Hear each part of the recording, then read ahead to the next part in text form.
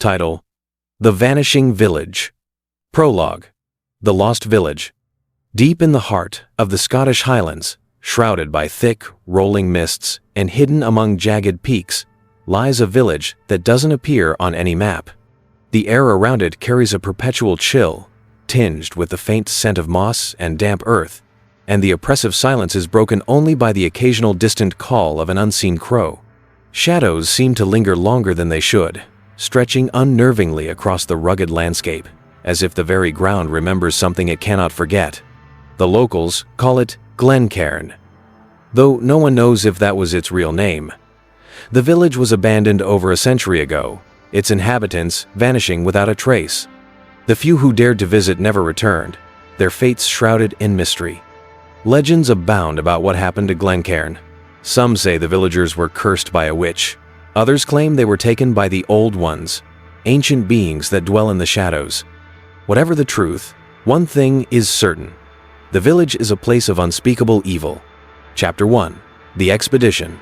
Sarah had always been drawn to the unknown, a fascination rooted in her childhood when she spent hours exploring abandoned houses and reading tales of forgotten civilizations. The disappearance of her parents during an expedition when she was just 10 had left an indelible mark on her soul, fueling an insatiable desire to uncover the hidden truths of the world. She believed that by understanding the mysteries that swallowed others whole, she might find closure for her own loss. Her heart thrived on the thrill of discovery, but beneath it all was a fragile hope that each new journey might bring her closer to understanding the void left behind. As an anthropologist, she specialized in studying lost cultures and forgotten places. When she stumbled upon a cryptic reference to Glencairn in an old journal, she knew she had to find it. She assembled a team of 3, herself, her colleague and best friend Mark, and a local guide named Fergus. They set out on a cold, misty morning, the rugged landscape of the Highlands stretching out before them. "Are you sure about this, Sarah?"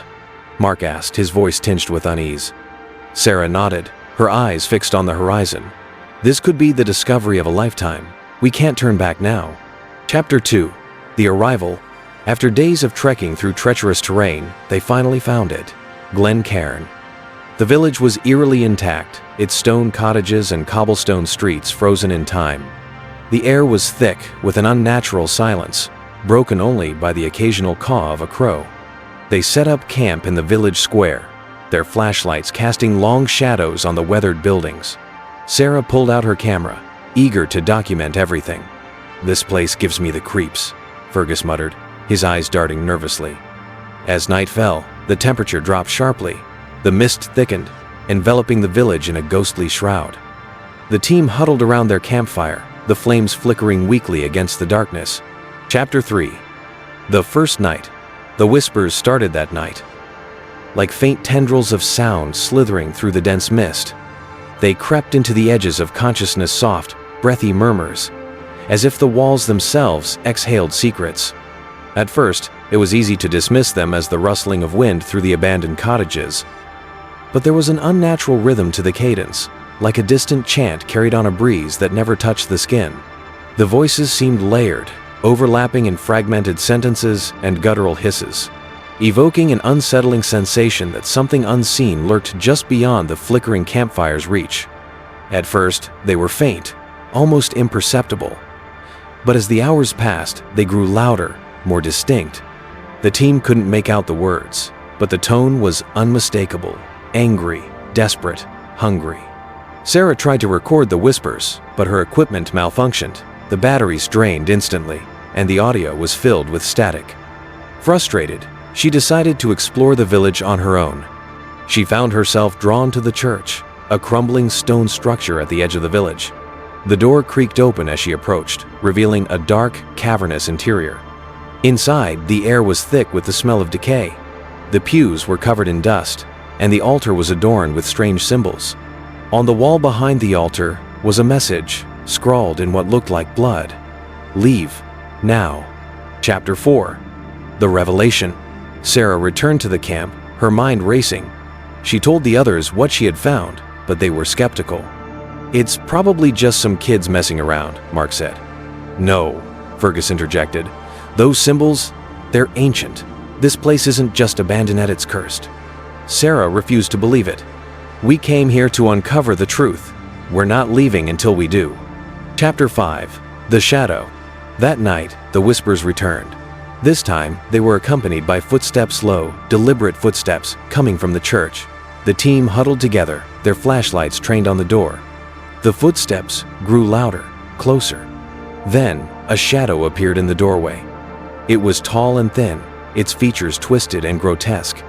Its eyes glowed with a malevolent light. "What the hell is that?" Mark whispered, his voice trembling. The shadow stepped into the square, its gaze fixed on Sarah. It reached for her, its fingers cold and claw-like. "Run!" Sarah screamed. Chapter 6. The Escape. They ran through the village, the shadow close behind. The whispers were deafening now, a cacophony of voices demanding their souls. The streets seemed to shift and twist, the buildings closing in around them. They reached the edge of the village, but the mist was too thick to see through, swirling like a living entity with tendrils that seemed to reach out, distorting shapes and muffling sounds. The dense fog clung to their skin, cold and damp, blurring the outlines of the buildings and even their own limbs, as if erasing them from existence. Shadows flickered where there should be none, and every step felt disorienting, as though the ground shifted subtly beneath their feet, pulling them back toward the heart of the village they desperately tried to escape. The shadow was behind them, its breath cold on their necks. "What do we do?" Fergus cried. Sarah grabbed a rock and threw it into the mist. To their surprise, it echoed as if hitting something solid. "This way?" They plunged into the mist, the shadow's screams fading behind them. Chapter 7. The Aftermath. They emerged from the mist hours later, exhausted and disoriented. The village was gone, as if it had never existed. A week later, Sarah received a package in the mail, her hands trembling as she unwrapped it. The air around her felt heavier, as though the shadows from Glencairn had seeped into her very home. Inside was an old photograph of the villagers, their faces contorted in eternal agony, eyes hollow as if staring straight into her soul. Her breath hitched, and a cold sweat trickled down her spine. On the back was a message, written in jagged, crimson ink. "You didn't think you could escape, did you?" Her heart pounded against her ribs, each beat echoing like a drum of impending doom. The walls around her seemed to close in, and faint whispers slithered into her ear, soft, sinister, and unmistakably familiar. Sarah realized with dawning horror that she had never truly left Glencairn. Its darkness had followed her, anchoring itself to her very being, waiting patiently in the corners of her mind where the light could never reach. Inside was an old photograph of the villagers, their faces twisted in agony. On the back was a message, "You didn't think you could escape, did you?" Sarah's heart sank. The whispers had followed her. Epilogue. The New Inhabitants. The village of Glencairn still waits, hidden in the mist, for its next victims. And if you listen closely, you might hear the whispers, calling your name. Ending note. The Vanishing Village is a place of nightmares, a place where the line between the living and the dead blurs. But beware, once you enter, you may never leave.